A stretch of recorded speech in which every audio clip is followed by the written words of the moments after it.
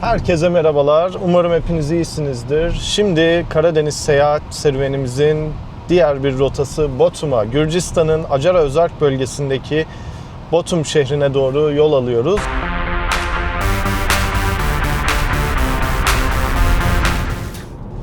Ve Sarp sınır kapısına geldik. Buradan araba girişi var. Şuradan otopark için sokağa gidebiliyorsunuz. Şurada da yayalar geçiyor. Arabayla girerken sadece şoför girebiliyor. Diğerleri inip yaya olarak girmek zorunda.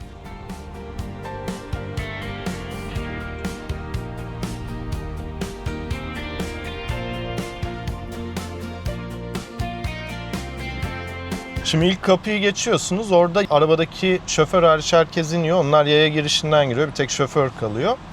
Daha sonra eğer pasaportla değil, nüfus cüzdanıyla geçecekseniz arkada bir alan var. Oradan bir küçük kağıt dolduruyorsunuz. Bilgilerinizi yazıyorsunuz. Daha sonra da bu kağıdı saklıyorsunuz. Bu sizin buradaki pasaportunuz, kimliğiniz oluyor. Çıkarken de onu göstermek zorundasınız. Önemli. Eğer pasaportla geçiyorsanız, ben öyle yapacağım şimdi. O kağıdı orada durmaya gerek yok dedi. Devam et dedi. Şimdi ilerideki araç turnikelerine geldim.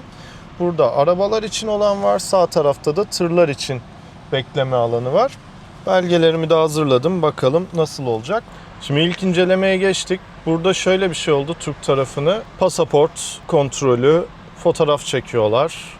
Ardından araç plakasından ruhsat sahibine baktılar. Ruhsat sahibi abim olduğu için Fikri Liman kim dedi. Kardeşiyim dedim. Ben tabii hazırlıklı geldim. Ankara'da noterden bir yurt dışına çıkabilir diye abim yazı almıştı benim adıma. O belgeyi gösterdim. O belgeyi inceledi. Ardından geçebilirsin dedi. Herhangi bir sıkıntı olmadı. Hatta 2-3 dakika sürdü. Bu noterden aldığım belgenin görüntüsünü de ekrana sansürleyip belli bölgeleri ekrana koyacağım. Ona bakabilirsiniz. Şimdi ikinci kapıya doğru gidiyorum. Bu sırada da buraya ilk kapıyı geçtikten sonra arada da setur falan var. Buraya park edip de buradan alışveriş yapılabiliyor. Şu üst tarafta da yayalar devam ediyor diye hatırlıyorum daha önce geldiğimden. Oradan sağa doğru devam edip arka taraftan da çıkacaklar. Evet, bakalım şimdi de diğer kapıya doğru yaklaşıyorum.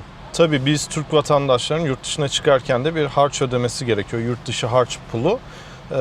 Bu da şu an bugün itibariyle 1200 liraydı ama sürekli yeniden değerleme değerleriyle birlikte değişiyor fiyatlar.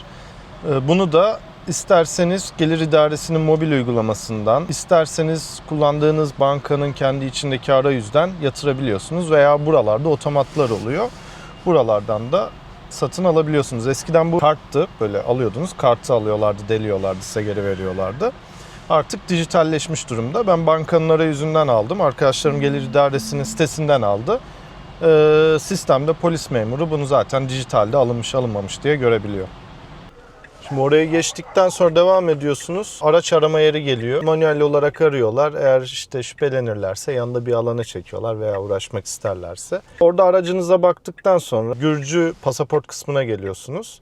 Orada evraklarınızı alıyorlar. İşte benden neyi aldılar? Ehliyet, ruhsat. Ruhsat benim adım olmadığı için noter belgesi. Türkçeydi, o sıkıntı çıkarmadı bu tarafta da. Pasaportuma baktı. Damgayı vurdu. Araç aranırken bir işte şey sordular. Neden geldin dediler. Merkezi gezmeye geldim dedim. Bunun haricinde sağlık sigortası ve araç sigortası aslında zorunlu. Ama bunda da şöyle bir olay var. 24 saatten az kalacaksanız, şunu da kapatayım daha temiz olsun ses. 24 saatten az kalacaksanız zorunlu değilmiş. Türk tarafındaki polis arkadaşların söylediğine göre. Ama daha uzun kalacaksanız zorunlu. Şimdi Sarp'tan arabayla geçecekseniz gereken şeyler. Bir, öncelikli olarak eğer pasaportla geçecekseniz, pasaportunuz pasaportla geçmeyecekseniz yeni Türkiye Cumhuriyeti kimlik kartı çipli olacak, fotoğrafınız güncel olacak, SOYKT'si geçmemiş olacak. Araç ruhsatı doğal olarak. Ruhsat sizin adınızdaysa bir sorun yok. Ancak ruhsat sizin adınıza değilse ruhsat sahibi kişi tarafından aracımla yurt dışına çıkılabilir diye Türkiye'deki herhangi bir noterden alacağınız resmi bir evrak gerekiyor. Onun haricinde eğer bir günden fazla kalacaksanız sağlık sigortası, her yurt dışı seyahatinde bu zorunlu zaten bilirsiniz. Ayrıca araç içinde ayrıca trafik sigortası yaptırmanız gerekiyor. Sigortayı da yaptırabileceğiniz siteyi de açıklamaya ekliyorum. Onun haricinde direkt çıktığınız anda zaten size üşüşüyorlar. Sigorta var mı? İşte gel zorunlu sigorta gel diye. Buralarda tabii daha pahalı oluyor. Biraz daha insanlar aşağıda bir yerde yaptırtıyorlar. Öyle yapabilirsiniz veya web üzerinden yapılabilir. Kısaca Sarp'tan geçiş durumları böyle gidiş için. Dönüşte zaten daha pratik olur. Kendi tarafımıza döneceğiz. Aynı proses işleyecektir. Bayram sabahı bugün. Kurban Bayramı'nın ilk günü sabah. Herhangi bir kalabalık yoktu şansımıza. Onda biraz bizi korkutuyordu. Gayet rahat bir şekilde geçtik. Şimdi de arkadaşlarımı alacağım. Tabii şey önemli. Burada bir belge dolduruyorsunuz. Eğer pasaportla geçmeyecekseniz, bakın burası çok önemli. Bir belge dolduruyorsunuz içeride. Bu doldurduğunuz belge sizin buradaki kimliğiniz yerine geçiyor.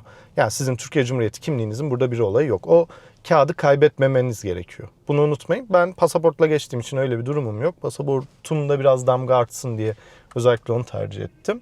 Evet, yakın zamanda da montajını bitirdiğim zamanda da Batum'daki serüvenlerimi anlatan vlogum sizlerle olacak, videom sizlerle olacak. Onu da kaçırmamak için kanalı takip etmeyi ve bu videoyu beğenmeyi unutmayın. Evet, burası yayı olarak Türkiye'ye geçiş yapılan kapı. Sağ taraftaki şeritler araçlarla Türkiye'ye dönüş yapanlar için.